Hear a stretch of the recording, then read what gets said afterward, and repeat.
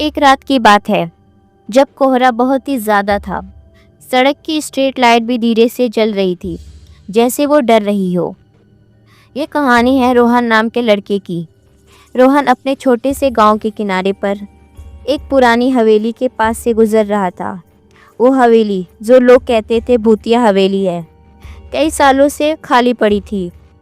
लोग बोलते थे कि वहाँ एक औरत की आत्मा भटकती है जो कभी उस हवेली की मालकिन हुआ करती थी।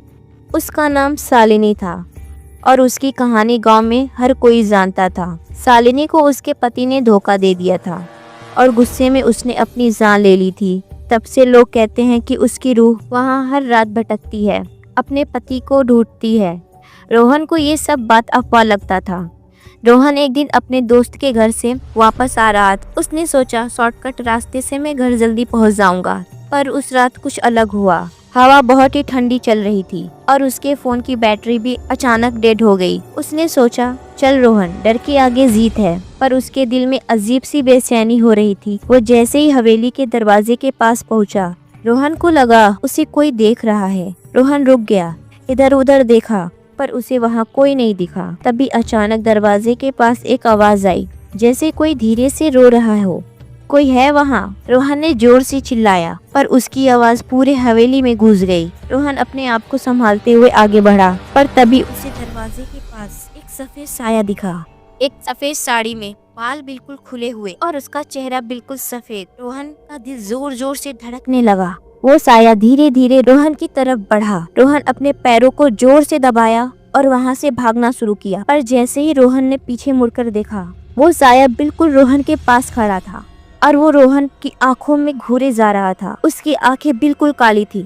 तुमने उसे देखा है? उसने सिसकती हुई आवाज में रोहन से पूछा। रोहन डर के मारे चिल्लाया, किसको? किसको देखा? उसने अपना हाथ रोहन की तरफ बढ़ाया और उसके नाखून बिल्कुल लंबे थे, जैसे कोई जानवर के हों। रोहन ने अपनी सारी ताकत लगाई और वहाँ से भागा, पर रास्ता जैसे खत्म ही होने का नाम नहीं ले रहा था।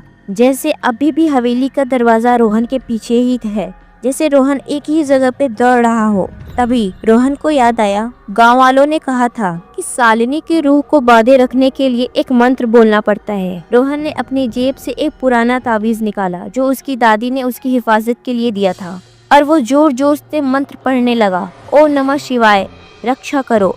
जैसे ही रोहन ने ये बात बोली, एक जोर का झटका लगा और वो साया एकदम से गायब हो गया। हवा शांत हो गई और कोहरा भी धीरे धीरे खत्म होने लगा। रोहन वहाँ से जल्दी जल्दी घर पहुँचा, पर उस रात के बाद रोहन कभी उस रास्ते से शॉर्टकट नहीं लिया। आज भी जब रोहन उस हवेली के बारे में सोचता है तो उसका दिल जोर जोर से धड़कने लगता है। रोहन ने सोचा, क्या सच में वो सालिनी थी या सिर्फ उसका डर? पर एक बात पक्की है, उस रात के बाद रोहन कभी भी अंधेरे में अकेले नहीं जाता। तुम लोग भी सावधान रहना। कौन जानता है सालिनी अभी भी अपने पति को ढूंढ रही हो, या शायद अब उसे एक नए शिकार की तलाश है। तो गाइस, ये थी रोहन की उस डरावनी रात की कहानी। अब तुम्हारी बारी है। कमेंट में बताओ, क्या तुम्हें भी कभी ऐसा एक्सपीरियंस किया है? और हाँ, अगर आपको ये कहानी पसंद आई तो वीडियो को लाइक करो, अपने दोस्तों के साथ शेयर करो और चैनल को सब्सक्राइब करना ना भूलना। बेल आइकन जरूर दबाओ ताकि हर नई डरावनी कहानी सबसे पहले तुम तक पहुँचे। तब तक अंधेरे से बचो। मिलते हैं नेक्स्ट कहानी में। Bye bye.